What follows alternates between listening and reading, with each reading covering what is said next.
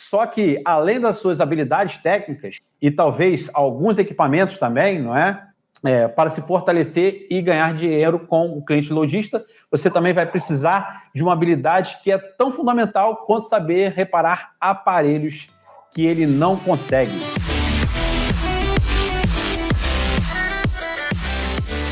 E aí, você sabe, alguém sabe que habilidade é essa que você tem que ter para com o seu cliente lojista que ele não tem ou que ele possa ter? Mas que você, técnico, que está aí do outro lado, é fundamental. Primeiro, a gente tem que ter isso na vida. Isso eu classifico que a gente tem que ter isso na vida. Já falei que vocês não basta ter ferramentas e habilidade técnica. Você já tem isso, pressupondo que você já tenha isso. Ou se não tem, você vai construir, não é? Você já tem o conhecimento, você já tem as ferramentas, por isso que o lojista te procurou. Mas você tem que ter uma outra habilidade que não envolve conhecimento e não envolve ferramenta. Ó, gostei de ver o Rafael Gonçalves aí. Tem que ter compromisso, gostei de ver, não é? Mas não é isso. Transparência, bacana, tô gostando dessa interação aí, legal. Então eu já vou chutar aqui para vocês o que é, meu pequeno gafanhoto. Não se desanimem não, né? Bom, conhecimento já está envolvido lá na questão técnica, tá? Então você tem um conhecimento e ferramenta. Tem conhecimento, ferramenta, habilidades, prática manual, teórica, já está tudo ali envolvido no conhecimento ali. Responsabilidade, gostei, né? O que está acontecendo aqui com vocês? Vocês estão praticando isso que eu vou falar para vocês agora, sem ao menos saber. Quando eu falar a palavra, vocês vão saber, né? Mas vocês já estão praticando. Eu achei muito legal que vocês já estão praticando antes mesmo de eu falar a palavra. Responsabilidade, daqui a 4 anos vai existir um técnico, vai existir mais técnico do que cliente. Difícil, eu acho muito difícil existir mais técnico do que cliente, tá?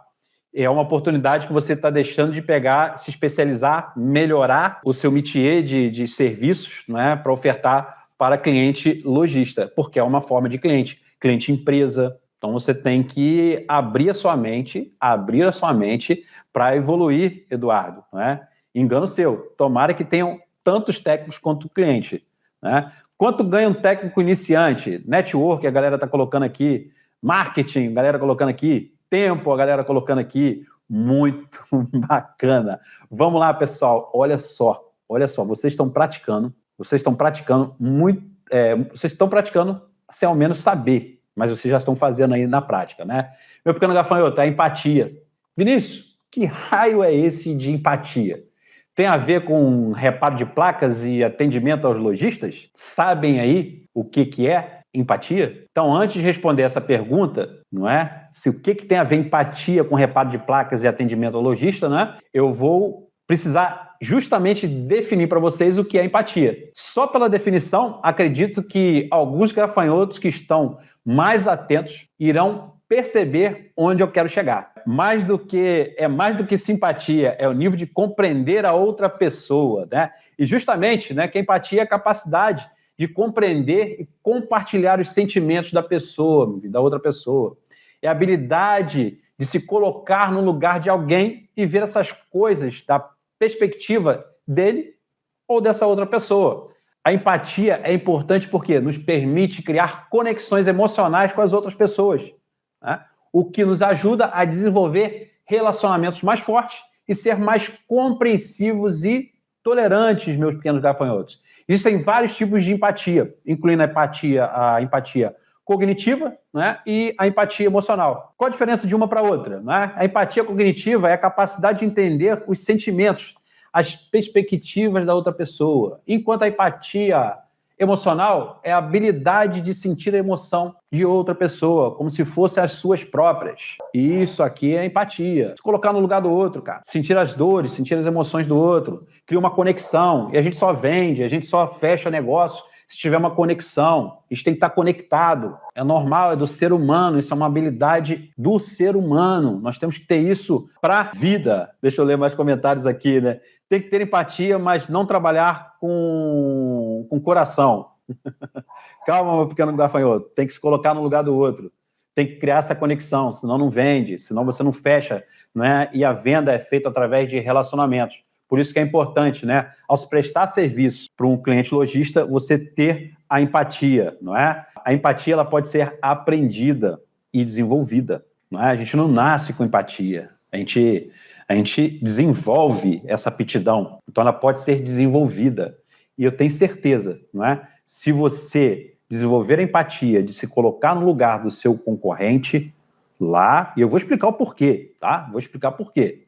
Vou explicar aqui. Ó, deixa eu falar com você. É o seguinte, existe um ditado que diz que o homem é contratado por suas habilidades técnicas, mas é demitido pelo seu comportamento. Já ouviram isso? De nada adianta, meu pequeno gafanhoto, você resolver o defeito do celular do lojista, mas totalmente fora do prazo. O prazo é uma variável fundamental para quem quer trabalhar com lojista. A gente sabe disso, né? Por quê? Afinal das contas, o lojista tem o quê? Um cliente final. E para que o lojista continue trazendo serviços para você, o cliente final dele precisa levar serviços para ele. E se você furar o prazo com o lojista, por sua vez, também vai fazer o quê? Vai furar o prazo com o cliente final dele. E isso pode fazer o quê? Com que o lojista perca o cliente dele e você perca o seu. Assim também como nada adianta você fazer preço de cliente final para o lojista, duas coisas podem acontecer. Ele lucrar muito pouco, ver que não vale a pena o reparo e desistir de terceirizar o serviço com você. Ou ele não abrir mão do lucro dele, enfiar a faca no cliente e esse não fechar o orçamento. Ou seja, né, o cara nunca mais vai aparecer lá para fechar o orçamento com ele e nunca mais vai voltar na loja dele. Né? E se esse lojista perde o cliente, você também vai perder. Então, meu pequeno gafanhoto, a empatia vai te ajudar justamente a se colocar no lugar do lojista e fazer com que vocês trabalhem juntos pelo cliente final. Por quê? No final das contas, quem pagam as suas contas, as nossas contas, não deixa de ser o cliente final. E como eu costumo aí cobrar pelos serviços aqui para o meu lojista? Como eu costumo cobrar? Como é que eu faço a precificação para os meus lojistas aqui? Se colocaram no lugar do lojista de vocês aí? Não atende no prazo, não. Não é sobre ser arrogante, não é sobre isso. A empatia é se colocar no lugar do cara. O cara tem cliente, o cara marcou prazo, o cara deu um preço, o cara fez um preço em cima do seu preço para entregar para o cliente. Aí você vira e fala com ele, não, cara, tem que ser mais porque eu não fiz o orçamento direito. Aí ele, pô, como é que eu vou fazer? Vou ter que diminuir minha margem de lucro. Poxa, eu levo lá naquele cara, aquele cara atrasa demais. Deixa eu ver aqui o comentário da galera, que a galera tá falando. Deixa eu colocar o próximo aqui. Isso é verdade. Muita loja, quando você entra nela, te atende melhor pelo que você está vestindo e não pela pessoa que você é. Estava precisando ouvir isso, é verdade, né? Olha aqui o que o José Carlos está falando. Parei de terceirizar a troca de vidros por conta do preço do lojista. Me arriscava muito para ganhar pouco, sem contar o prazo que sempre entregava atrasado e nem fazia, né? Olha aí, o depoimento de um lojista que terceirizava os serviços de vidro, tomava prejuízo porque justamente a gente tem que fazer também a escolha de bons técnicos, né? Por isso que a pessoa tem que se especializar.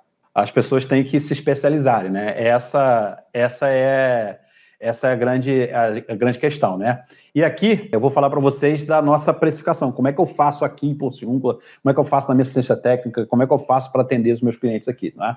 Geralmente eu faço a precificação do preço do equipamento. Eu cobro aí, geralmente aí 30% a 40% do valor do aparelho, em média. Busco diversas variáveis. Eu tenho uma aula falando sobre precificação aí.